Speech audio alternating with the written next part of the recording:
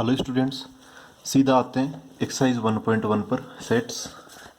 तो ये बुक्स आप सबके पास होगी। तो एक्सरसाइज 1.1 में पहले जो फर्स्ट क्वेश्चन है उसमें क्या बोला है, which of the following are sets, justify your answer. ठीक है, तो ये थ्योरेटिकल क्वेश्चन है। वैसे इस टाइप के क्वेश्चन जो होते हैं वो एग्जाम में नहीं पूछे जाते हैं। ठीक है, फिर भी अंडरस्टैंडिंग के लिए आपको ये पता होना चाहिए कि इसका हम आंसर कैसे दें।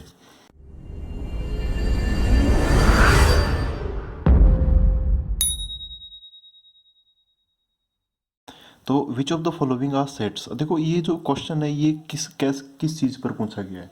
ये क्वेश्चन पूछा गया है, जैसे पिछले वीडियो में हमने देखा सेट्स की डेफिनेशन क्या होती है।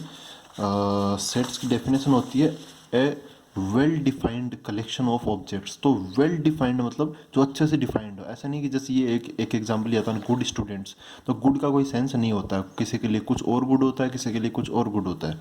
ठीक है, तो होता क्या है कि एकदम क्लियर कट क्राइटेरिया होना चाहिए, क्लियर कट। तो उसी बेसिस पर हम ये क्वेश्चन डील करेंगे।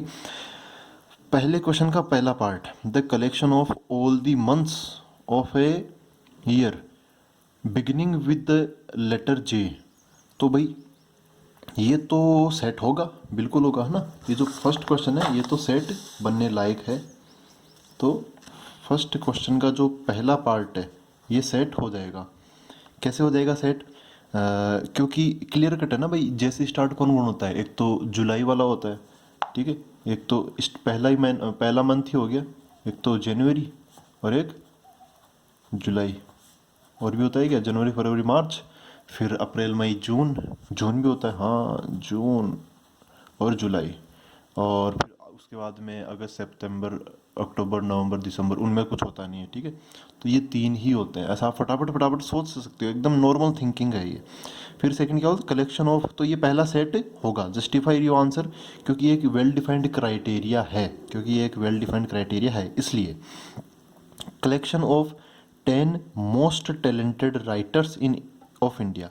अब देखो मोस्ट टैलेंटेड राइटर्स, अब ये मोस्ट गुड बेटर बेस्ट ऐसे ऐसे जो चीज़ें हैं ना, ये जो जो एडजेक्टिव जो होते हैं, जो किसी की प्रॉपर्टी बताते हैं, किसी की विशेषता बताते हैं, वो भी एकदम कैजुअल तरीके से, तो वो सारी चीज़ें सेट्स के अंदर नहीं आती। मोस्ट टैलेंटेड हो सकता है मेरे लिए मोस्ट टैलेंटेड कुछ और आपके लिए कुछ और हो। ठीक है, वो सबकी चॉइस पर डिपेंड करता है। तो सेकंड वाला जो है वो एक सेट नहीं होगा, क्योंकि इसमें जस्टिफाई कैसे करोगे कि भाई most talented right, most talented is not well defined criteria. A team of 11 best cricket batsman of the world, A team of 11 best cricket batsman. तो बेस्ट तो भाई ये फिर से वही बात, बेस्ट आ गया, बेस्ट का कोई क्राइटेरिया नहीं होता, ये सभी के रेस्पेक्ट में बदलता रहता है।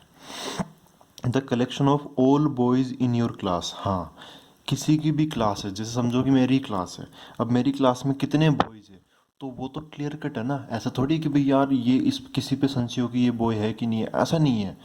तो जो भी बॉयज़ है क्लियर कट है कि उतने ही बॉयज़ होंगे, भले मैं चले जाऊँ उस क्लास में या फिर कोई और चले जाए उस क्लास में, सबका आंसर सेम होगा। तो थर्ड वाला भी सेट नहीं हुआ, फोर्थ वाला सेट हो गया। फिर क्या है, नेक्स्ट पर आते हैं। Fifth, the collection of all natural numbers less than 100, less than 100 है, तो ये क्लियर कट है। देखो ये फिफ्थ वाला सेट हो जाएगा। क्यों हो जाएगा? क्योंकि इसके अंदर देखो कौन कौन आएगा। लेस देन 100 की बात की है, नेचुरल नंबर तो 1 से चालू होगा, फिर 2 से, 3 से, ऐसे करते करते लेस देन 100 तो 99 पर जाके रुक जाएगा, बस खत्म, है ना। यहाँ तक देखो क्लियर कट है, हम लिख पा रहे हैं ना, क्लियर कट मतलब हम लिख पा रहे हैं। और कोई किसी भी बंदे को जाके ये क्वेश्चन दिखा दो कि कहाँ गया, the collection of all natural numbers less than 100, तो वो हमेशा यही आंसर देगा। ठीक है, इसके अलावा और कोई आंसर इसका बनता ही नहीं है, सबका सेम आंसर है। तो ये वेल डिफाइंड है, इसलिए सबका सेम आंसर आता है। फिर है एक collection of novels written by the writer Munshi Premchand. Munshi Premchand Hindi अगर आप पढ़ते हो तो बहुत फेमस ये लेखक है, राइटर है। तो क्या बोला कि कलेक्शन ऑफ नॉवेल्स, तो रिटन बाय दिस राइटर, तो क्या है कि इन्होंने फिक्स वो नॉवेल्स लिखे हैं, ठीक है, ना कम ना ज़्यादा। तो जितने भी है कोई ना कोई आप ढूंढ के बता ही सकते हो कि इन्होंने कौन कौन से नॉवेल्स लिखे हैं। तो इनका फिक्स है, एकदम वेल डिफाइंड क्राइटेरिया है कि क्या क्या लिखे हैं, एकदम फिक्स है। तो कोई भी किसी के रेस्पेक्ट में इसका आंसर नहीं बदलेगा, एकदम फिक्स है, सबका आंसर सेम आएगा। तो ये एक सेट हो जाएगा, सिक्स्थ भी एक क्या हो जाएगा, सेट हो जाएगा। अभी मुझे इनके पूरे नॉवेल्स का नाम पता नहीं है, गोदान गबन ऐसे कई चीज़ें हैं इनके ना जो इन्होंने नॉवेल्स लिखे हैं, तो उन सब का जब हम लिख देंगे तो वो एक सेट हो जाएगा, फिक्स हो जाएगा। The collection of all even integers, देखो ऑल इवन इंटीजर्स। अब अगर ये क्वेश्चन जाके किसी को हम बोलें कि भाई ऐसा क्वेश्चन है आप लिखो, तो क्या सबका आंसर सेम आएगा या अलग अलग आएगा? सबका आंसर सेम आएगा। बोला क्या है, ऑल इवन इंटीजर्स, तो इसमें क्या आएगा, ऑल इवन इंटीजर्स। तो सबसे पहले इंटीजर इंटीजर है, ऑल इवन इंटीजर, तो क्या बोलेंगे, 2 4 6 ऐसा बोलेंगे हम, ठीक है। इवन इंटीजर से जीरो, जीरो आ जाएगा, जीरो भी आ जाएगा, इंटीजर है। अच्छा इंटीजर तो नेगेटिव में भी होते हैं, तो -2 -3 वो सब भी आ जाएंगे, ठीक है। तो सबका आंसर सेम होगा इसके अंदर। तो ये भी एक क्या बन जाएगा, एक सेट बन जाएगा, ठीक है। अब इसके अंदर दो पार्ट और बचते हैं, the collection of questions in this chapter. In this chapter questions, collection of questions. तो देखो ये फिक्स है कि इस चैप्टर में कितने क्वेश्चंस है, हर कोई ये कलेक्शन बना सकता है, ठीक है। तो ये भी एक वेल डिफाइंड क्राइटेरिया हो गया।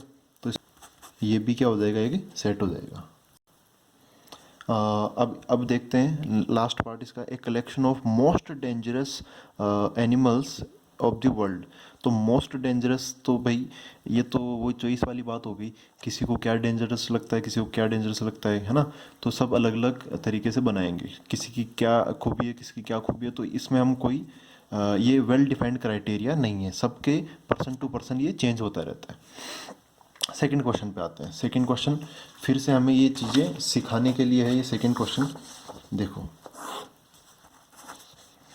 तो सेकंड क्वेश्चन में क्या बोला कि भाई एक सेट दे रखा है ए, जिसके अंदर कौन कौन है, 1 2 3 4 5 6, ये 6 एलिमेंट्स है, ये मेंबर्स है, या फिर ये इसके ऑब्जेक्ट्स है, ठीक है।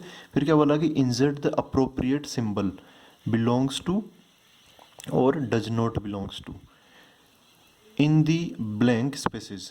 तो यहाँ पे 5 है, अब बताओ यहाँ पे क्या आएगा, 5 ए में बिलोंग करता है कि नहीं करता, 5 ए के अंदर बिलोंग कर रहा है, तो क्या आ जाएगा, 5 बिलोंग्स टू ए, ठीक है। जो जो इसके अंदर है, तो अगर है तो आप ये साइन लगा देंगे, अगर नहीं है तो आप ये साइन लगा देंगे, ठीक है।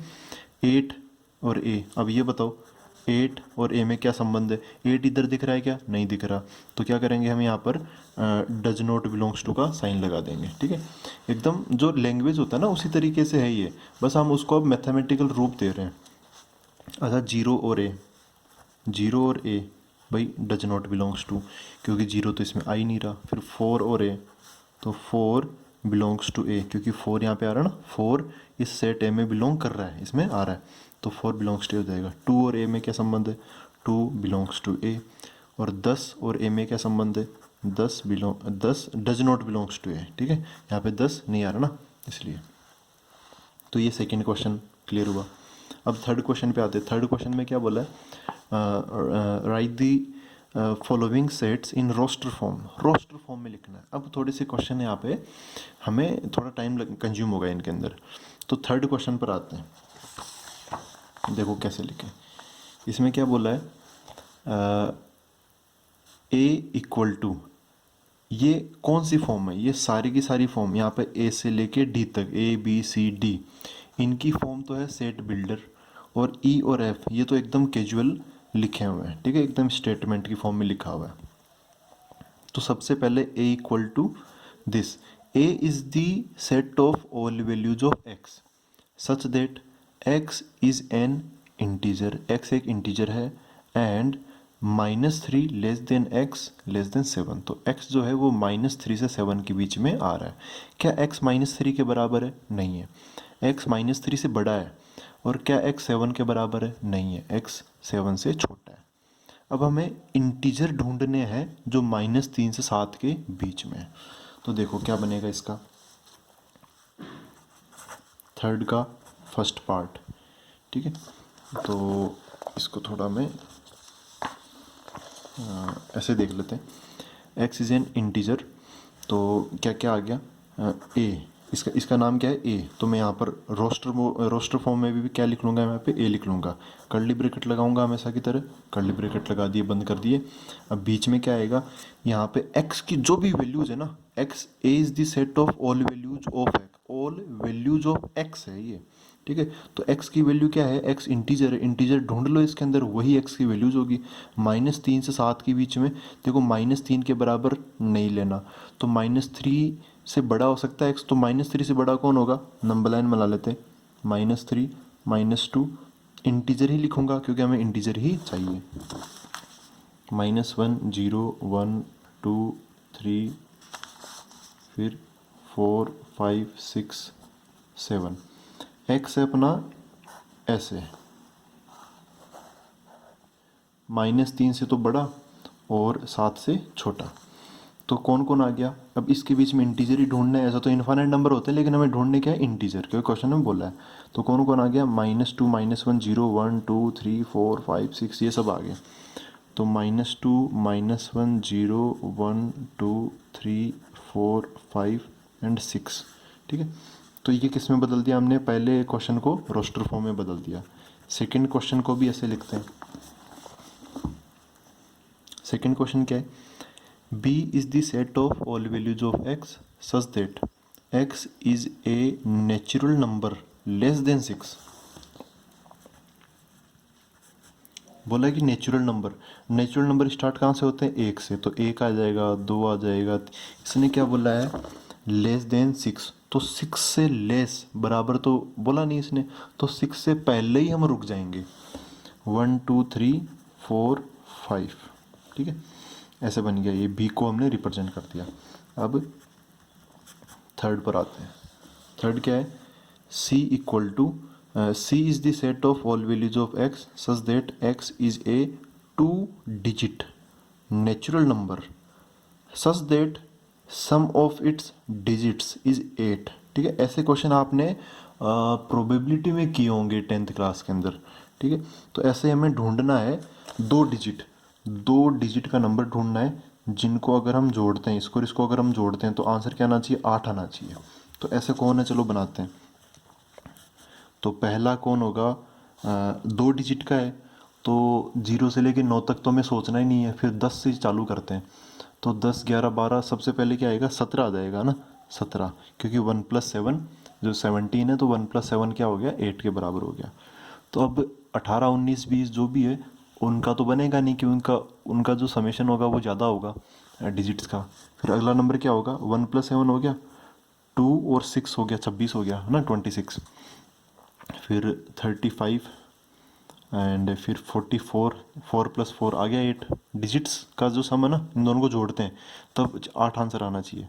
फिर अगला नंबर क्या ले, 53, आपको देख यहाँ से पैटर्न मिल गया, 35 का उल्टा 53 है ना, वो भी तो चल जाएगा। फिर 26 का 62, 17 का 71, ये बन जाएगा, ये इसका रोस्टर फॉर्म हो गया। फोर्थ पार्ट पर आते हैं। फोर्थ पार्ट में क्या लिखा है, d equal to, d is the set of all values of x such that x is a prime number which is divisor of 60। 60 का डिवाइजर है। अच्छा, डिवाइजर क्या होता है, जो ऐसे 60 को डिवाइड कर दे, यहाँ पर x है, ठीक है। तो 60 का डिवाइजर है, डिवाइजर मतलब कंप्लीटली डिवाइड करता है, रिमाइंडर क्या आना चाहिए, 0 आना चाहिए। तो ऐसा x हमें ढूंढना है। तो अच्छा, साथ ही साथ क्या बोला है कि x is a prime number, ढूंढना भी है और प्राइम ही ढूंढना है हमें, ठीक है, प्राइम ही हमें ढूंढना है। तो देखो, आप कुछ क्वेश्चन में आप कैसे भी मेथड लगा सकते हो, ऐसे ऐसे नहीं है कि आप फिक्स ही है। तो एक काम करता हूँ मैं, 60 को ऐसे लिख लेता हूँ, 60 इक्वल टू, 60 को क्या लिख सकता हूँ मैं, 2 इंटू 2, मतलब प्राइम फैक्टराइजेशन कर लेता हूँ मैं इसको, 2 इंटू 2, ये 4 हो गया। हमें पता है कि 15 इंटू 4, ठीक है, 15 इंटू 4 करते हैं तो 60 आंसर आता है। तो 4 को तो लिख लिया मैंने 2 इंटू 2, 15 को क्या लिखूंगा 3 इंटू 5, तो 60 का प्राइम फैक्टराइजेशन कर लिया। अब इसमें से मेरे को क्या लिखना है, प्राइम नंबर्स लिखने जो कि इसको डिवाइड कर देते हैं। तो 2, 2, 3, 5 ये सब इसके क्या है, फैक्टर्स है। फैक्टर तो डिवाइजर भी होते हैं वो। तो क्या लिखेंगे इस बार, डी इक्वल टू क्या आएगा, 2 आ जाएगा। 2 एक प्राइम नंबर है। 3, अच्छा 2 एक और है। तो मैंने बोला था कि रोस्टर फॉर्म में रिपीट करने की ज़रूरत नहीं होती, तो ऐसे नहीं कि 2,2 आप फिर से लिखो, वो चीज़ मतलब कंप्लीटली सही नहीं है वो। अच्छा 3 आ जाएगा, फिर अगला, फिर 5 आ जाएगा। तो बस ये बन जाएंगे। ये प्राइम नंबर भी है, साथ ही साथ 60 के डिवाइजर भी है, 60 को कम्प्लीटली डिवाइड करते भी हैं। फिर आते हैं फिफ्थ पार्ट में।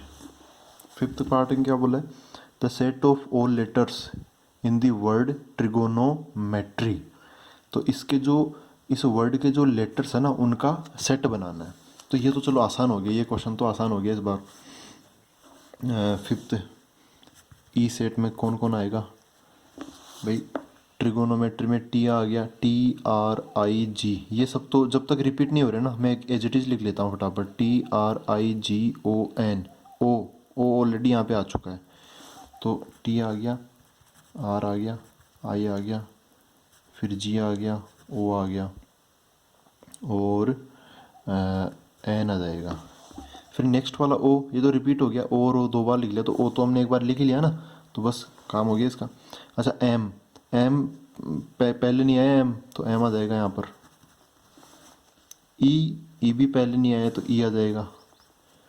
यहाँ पे जो टी है, टी, तो टी तो ऑलरेडी आ चुका है, तो टी को दोबारा नहीं लिखेंगे। फिर आर आ चुका है। वाई नहीं आया, तो वाई को लिख लेंगे।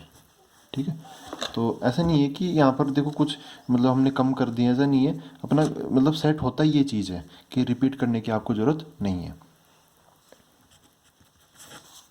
सिक्स्थ, फिर क्या है, set of all letters of the word better. तो अब देखो यहाँ पे एक BETTER, तो F ये सेट है, इसमें कौन कौन आएगा, एक तो B आ जाएगा, E आ जाएगा, E अभी तक नहीं लिखा, T आ जाएगा। इन दोनों T का एक ही T लिख दिया, रिपीट नहीं करेंगे। डबल E है तो उसका E लिख दिया, R का यहाँ पे R आ जाएगा। तो ये सेट बन गया। ये किसका सेट है, इसके लेटर्स का सेट है ये। ठीक है,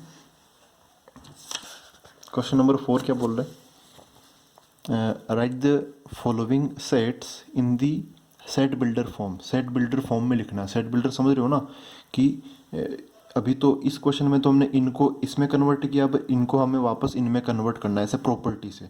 तो इनके अंदर जरूरी देखिए, थोड़ी सी यहाँ पे प्रिंटिंग मिस्टेक है, यहाँ पे स्मॉल ब्रैकेट नहीं आएगा, यहाँ पे कर्ली ब्रैकेट आएगा। ठीक है, हाँ, तो इनको हमें वापस इसमें देना है, तो आपको ये पहचानना पड़ेगा कि ये कौन सी प्रॉपर्टी फॉलो करते हैं। ठीक है, तो फर्स्ट क्वेश्चन पर आते हैं। फर्स्ट क्वेश्चन क्या है, 3, 6, 9, 12 ऐसे लिखा हुआ है, 3, 6, 9, 12। ये कौन सी फॉर्म है, रोस्टर फॉर्म है। इसको हमें किस में बदलना है, सेट बिल्डर में। तो चलो इसको मैं ए नाम दे देता हूँ। A is the all values of x, A is the set of all values of x, तो एक्स लिख दिया। हमेशा ये तो मैं लिखूंगा ही लिखूंगा, एक रूल बना लिया मैंने लिखने का।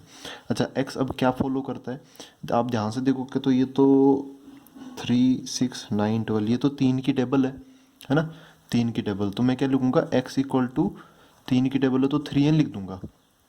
ठीक है, ऐसा लिखने का तरीका हमने बेसिक्स की क्लास में वीडियो में डिस्कस किया है, तो आप वहाँ से एक बार देख सकते हो कि ये कैसे काम करता है। तो 3n लिख दिया। अच्छा n की वैल्यू क्या हो सकती है, तो 3 इंटू क्या आएगा यहाँ पे, कि 3 आंसर आ जाए तो यहाँ पे 1 आ जाएगा, है ना। तो n की वैल्यू 1 आ जाएगा, n की वैल्यू 1 लिख दूंगा मैं।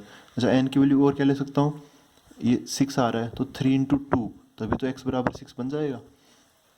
तो यहाँ पे 2 ले सकता हूँ, n की वैल्यू ऐसे 3 ले सकता हूँ और 4 ले सकता हूँ। देखो ऐसा लिख दिया, ये भी ठीक है। या फिर आप इसको ऐसे भी लिख सकते हो, a equal to x such that x equal to 3n, n belongs to, ये सब के सब नेचुरल नंबर तो है ही, ये नेचुरल नंबर। और अच्छा ऐसे भी लिख सकता हूँ n less than equal to 4, है ना, ये भी क्या एकदम सही है। ठीक है, ये भी एकदम सही है। अच्छा देखो, मैं आपको बस आपका माइंड ओपन कर रहा हूँ कि आप ज़रूरी नहीं है कि जो इस बुक के अंदर जो पीछे की तरफ लिखा हो वही सही हो। आप कैसे भी लिख लो, बस इसको वापस सोल्व करने पर यही आंसर आना चाहिए, तब आप एकदम सही कर रहे हो। आप ऐसे भी लिख सकते हो इसको x such that x equal to 3n, n belongs to natural number and n less than 5। अब यहाँ पे लेस देन 5 बोल दिया मैंने, ठीक है, यहाँ पे इक्वल टू नहीं है, ओनली क्या है, लेस देन 5 है, इक्वल टू नहीं, ये थोड़ा सा गलत हो गया। तो n लेस देन 5 है तो 5 से छोटा है, अब 5 को तो हम लेंगे नहीं, तो ऑटोमेटिकली क्या लेंगे हम, 4 तक ही लेंगे ना, n की वैल्यू यही आएगी वापस, 1 2 3 4, तो वो हम यहाँ पे रखेंगे, मतलब यहाँ रखेंगे, तो आंसर हमेशा यही आएगा। ऐसे अब आ गए थे सेकंड, और किसी तरीके से भी आप इसको बना सकते हो। सेकंड क्या है, सेकंड है 2 4 8 16 एंड 32। अब देखो ध्यान से देखोगे तो ये क्या है, दो को 2 से मल्टीपल, 2 का डबल हो गया 4, 4 का डबल 8, 8 का डबल, तो ये क्या है, एक टाइप से 2 की पावर n टाइप का है, 2 की पावर 1 2, 2 की पावर 2 4, 2 की पावर 3 8, 2 की पावर 4 16, 2 की पावर 5 32, ठीक है। तो इसको मैं क्या लिखूंगा, ऐसे नाम दे दूंगा b equal to B is the set of all values of x such that x बराबर, यहाँ पे क्या देगा, फॉर्मूला देगा, x बराबर क्या है, 2 की पावर n। अच्छा n की वैल्यू यहाँ पर क्या है, 1 है ना, n की वैल्यू 1 से लेके ये 32, 32 क्या होता है, 2 की पावर 5 होता है, तो 5 तक गया ना, तो पहले तो n belongs to natural number कर देता हूँ, और यहाँ पे लगा देता हूँ n less than equal to 5, तो नेचुरल नंबर है तो 1 से चालू हो जाएगा, और फिर 2 आएगा, 3 आएगा, 4 आएगा, 5 आएगा, 6 आएगा, और 6 से ज़्यादा ना जाए, इसके लिए क्या करेंगे हम, n less than equal to 5 कर देंगे, ताकि ये यहीं पे रुक गया। अच्छा, तो ये हो गया इसका क्या, सेट बिल्डर फॉर्म। थर्ड क्या बोला है, थर्ड बोला है यहाँ पर देखो, थर्ड ये है, ठीक है, मतलब 525, फिर अगला क्या है 125 और 625, तो इसको भी वैसे लिखना, आप ध्यान से देखोगे तो ये क्या है, 5 की पावर 1, ये क्या है 5 की पावर 2, ये क्या है 5 का क्यूब, ये क्या है 5 की पावर 4, तो इन सब का एक ही पैटर्न में लिख देता हूँ, c बराबर c is the set of all values of x such that x equal to 5 rest to power n।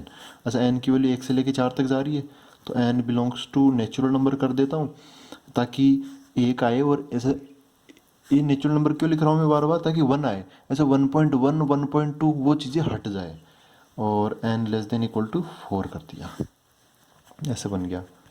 Fourth पे आते हैं, 2 4 6, ऑटोमेटिकली 8 ही आएगा, ये फोर्थ क्वेश्चन है, तो ये तो देखो ये क्या है, इवन नंबर्स है, ये सारे घर इवन नंबर्स, तो अच्छा इवन नंबर, इवन तो जीरो भी होता है, तो जीरो को छोड़ के, जीरो तो इसमें आ ही नहीं रहा, तो ये आप देखोगे तो पॉजिटिव साइड वाले ना, नेचुरल नंबर है ये सारे के सारे, और इवन भी है, तो मैं क्या बोलूँगा, इसको ऐसे लिख दूंगा, x such that x is N even natural number, ऐसे बोल देंगे इसको, ये क्या बन गया, इसका सेट बिल्डर फॉर्म बन गया। फिर फिफ्थ पार्ट पर आते हैं, फिफ्थ पार्ट में लिखा हुआ है 1 4 9, ऐसे करते करते 100 तक। अब आप ध्यान से देखोगे, इनमें एक पैटर्न ढूंढो, पैटर्न क्या है, 1 हो गया 1 का स्क्वायर, 4 हो गया 2 का स्क्वायर, 9 हो गया 3 का स्क्वायर, ऐसे 100 क्या हो गया 10 का स्क्वायर हो गया। तो इसमें ना फिक्स क्या है, ये देखो, ये स्क्वायर स्क्वायर स्क्वायर फिक्स है ना, स्क्वायर यहाँ पर फिक्स है, तो मैं क्या बोलूँगा, इसको ऐसा बोल देता हूँ, set of all values of x such that x equal to n का स्क्वायर है, ठीक है। इस बार वेरी कौन कर रहा है, 1 2 3, ये बेस है ना, बेस ये वेरी कर रहा है, तो इसको मैं ऐसे बोल देता हूँ, n belongs to natural number, और n लेस, अच्छा हाईएस्ट कहाँ तक जा रहा है, 10 के स्क्वायर तक जा रहा है, तो यहाँ पर बोल देता हूँ 10 का स्क्वायर, तो यहाँ पे 10 तक जा रहा है, ठीक है। लास्ट में नेचुरल नंबर है तो 1 से n की वैल्यू 1 रखूँगा, फिर 2 रखूँगा, 3 रखूँगा, ऐसे करते करते कहाँ तक, 10 तक रखूँगा मैं, तो 1 रखूँगा तो 1 का स्क्वायर 1 मिल जाएगा, फिर 2 का स्क्वायर 4 मिल जाएगा, फिर 3 का स्क्वायर 9 मिल जाएगा, ऐसे 10 का स्क्वायर 100 मिल जाएगा।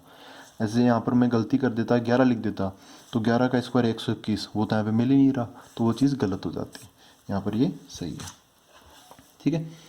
तो ऐसे हमने ये क्वेश्चन किया। अब हम आगे बढ़ते हैं, नेक्स्ट क्वेश्चन है list all the elements of the following sets. List करना है, तो देखो लिस्ट तो किस में बनाई जाती है, रोस्टर फॉर्म में बनाई जाती है, तो हम इनका क्या करना है, रोस्टर फॉर्म में इनका आंसर देना है। चलो देखते हैं question number 5।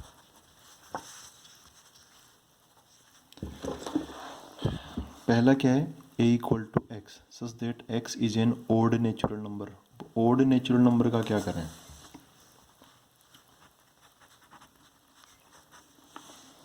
Odd natural number, odd है तो ओड कौन होते हैं, ओड नंबर कौन होंगे, 1 फिर 3 5 ये सब होंगे। अच्छा नेचुरल नंबर है तो मैं 1 से चालू कर रहा हूँ, तो क्या बन जाएगा, 1 3 5 7 9। अच्छा डॉट डॉट डॉट लगाना पड़ेगा क्योंकि ये चीज़ कभी रुकेगी तो है नहीं, तो ये बन गया पहला। फिर क्या है बी, बी क्या है, x इज एन इंटीजर। अच्छा x इंटीजर है और x जो है वो -1/2 से लेके 9/2 के बीच में है, इनके बराबर नहीं है। तो देखो इसमें ऐसा लिखा हुआ x -1/2 से 9/2 के बीच में, तो -1/2 मतलब -0.5 less than x less than 9/2 मतलब 4.5। तो इससे इसके बीच में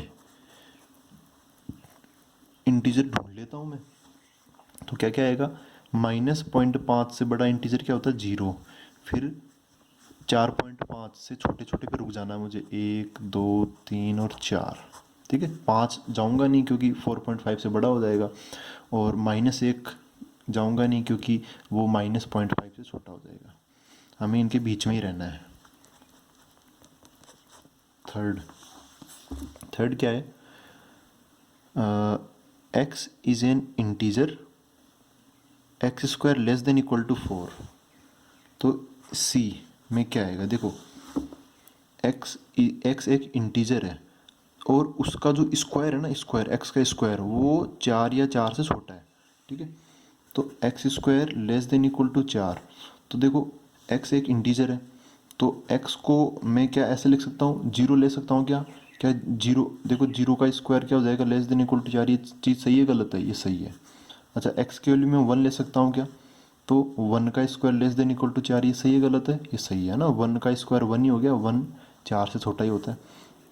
x की वैल्यू 2 ले सकता हूँ क्या, तो 2 का स्क्वायर कितना होता है, लेस देन इक्वल टू 4 होता है कि नहीं होता, हाँ होता है, सही है ये।